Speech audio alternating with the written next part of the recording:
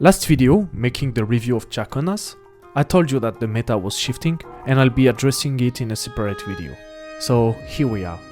2 weeks ago, I made a video about what I consider the support problem, and I guess only fools never change their mind, because this is what happened.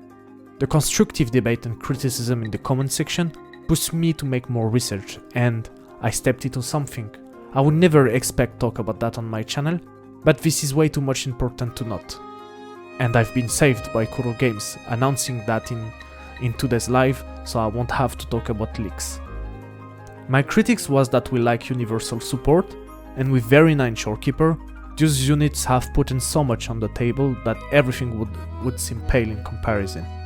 On top of that, Kuro leaning into more min-maxed mono-element team with the debuff made me think they were taking a game design direction who will give a strong and healthy incentive to pull more and more. On the second part, I still think I'm not totally wrong, but now I'm a little bit more nuanced.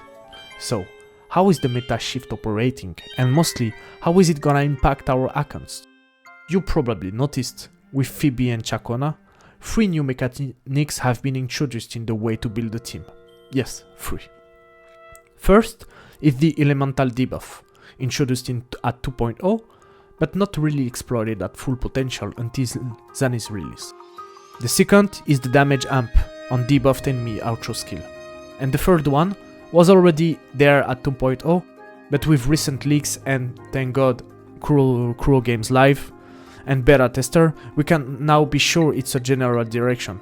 I'm talking about new eco sets. Do you see Eternal Radiance?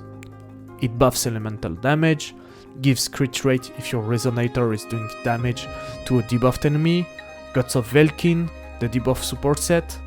So we can be sure we're gonna have 2 categories of set introduced, a DPS set and a support for all element.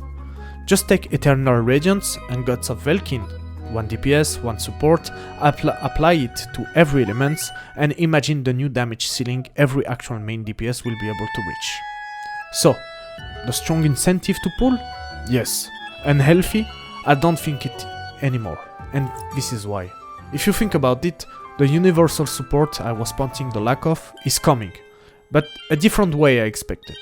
Indeed, I can already see that every element gonna have a support applying elemental debuff and damage amplification on debuffed enemy outro. The introduction of new elemental set like Eternal Radiance will make possible to use those buffs with every unit. So the team building will be the following one. You got a sustain, you got an elemental buffer, and your main DPS. So yes, it's an incentive to pull, but not that unhealthy, because every element's gonna have universal buffer, able to give non-negligible buff, maybe not the min-maxed one, but it's gonna provide enough on the table to make it non-negligible and relatively buff on a general way your main DPS.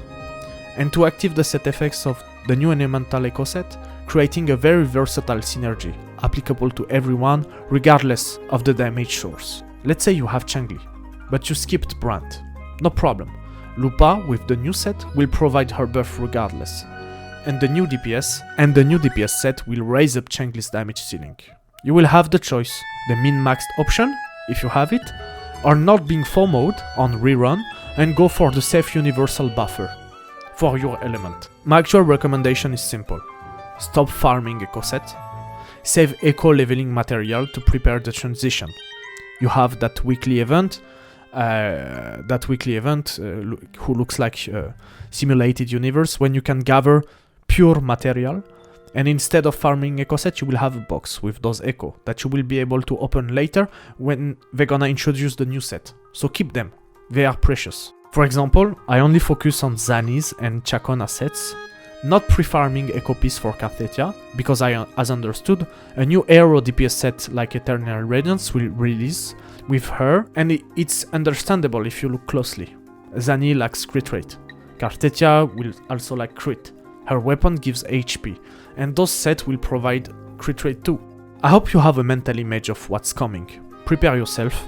The freedom to build and the best in slot support FOMO is not, it's now over, guys. We can now think about just easily build a team with a new universal elemental buff you can use it with every main DPS, and it's gonna be done. And if you really like a main DPS, you're gonna probably invest later on the best in slot, min-maxed support for that DPS. But if you don't want to make that choice, or you have limited resource, the freedom to build is now here. And we were looking for that at the beginning. If you liked the video, don't forget to like and subscribe. As usual, tell me what you think in the comment. I read and answer as long as you stay constructive. You can catch me live on Twitch and YouTube almost every day. All my social links in the description. Take care of yourself and your finance. See you next time. Peace.